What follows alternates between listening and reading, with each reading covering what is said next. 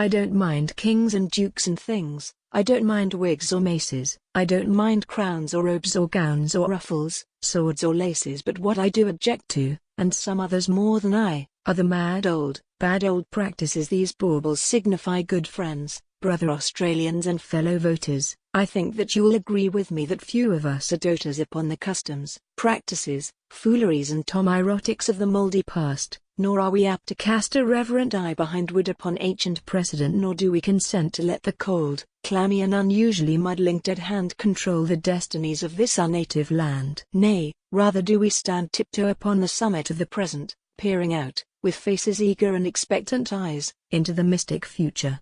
Have you a doubt that in progress, business-like procedure, common-sense habit, and up-to-date method we are all earnest believers? Is it not so? Well, I don't know so much about it.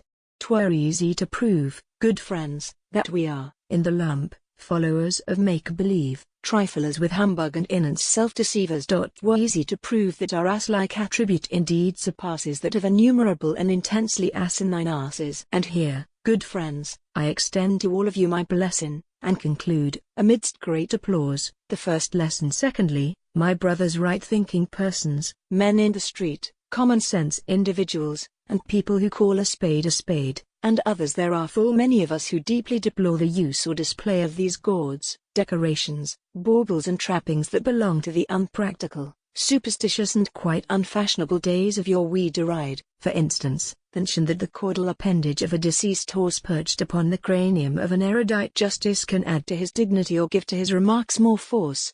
In short, we class as mere bunkum, bosh, flat doodle and other sludge the contention that the hind end of a horse can in any way assist the fore end of a judge. The wig, the gown, the staff, the rod, the mace, we regard as obsolete, and entirely out of place. If there is one thing more than another upon which we pride ourselves, it is, I suppose, the fact that we scorn to wear Grandpa's old-fashioned clothes, the poor old gentleman's pantaloons, his shirts, his cravat, his fob chain, his frill whiskers are all anathema to us. Good friends, why all this fuss? Why waste all this precious energy in denouncing the wig, the gown, the mace? They may be, in a sense, out of place, yet why should these things shock you? Believe me, they are perfectly innocuous, and furthermore, dear friends, they serve their ends. For why deny these toys to that large, mentally bogged, and much misunderstood class of elderly girls and boys whose state demands some sign or symbol to push an idea or a principle into their heads, even as the thimble thrusts the needle into the cloth? Then why so wroth? E.d., good friends, the parable of the beam and the mote. Nay, I crave your pardon,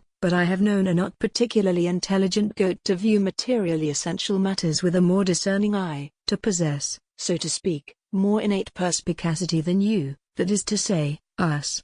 Nay, grasp not at the seeming audacity of these few remarks, for perfect perspicuity attends them, and I like not ambiguity as thinking machines. The ass, the goat, good people are preferable, at least, so it appears. And here, the ending of my second lesson is attended by your deafening and appreciative cheers. My worthy friends, ye who scorn to wear my poor grandpa's clothes, get down from your pedestals. O ye modern intellectual giants, let each decline his scornful and up-tilted nose deride. Would ye, grandpa's ancient mace, abolish it? Would ye, and hunt it off the place?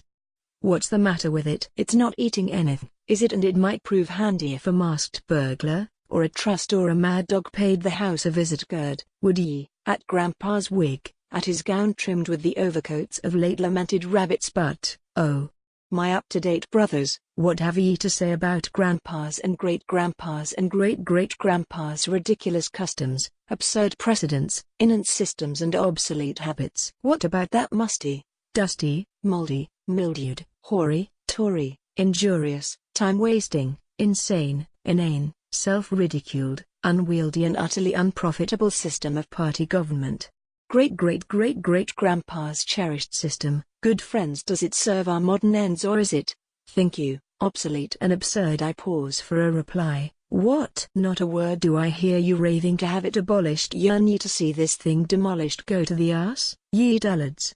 He doesn't eat mouldy sawdust when there's good hay about. And here, kind friends, I pass to fourthly, flattered by your encouraging shout. Friends, countrymen and fellow voters of this fair land, all ye smart, up-to-date people who scorn dear grandpa's raiment, are you feeling his dead hand? Think ye that ancient fist should interfere so in the vital affairs of today, or are ye so apathetic that you don't care a tuppenny curse either way?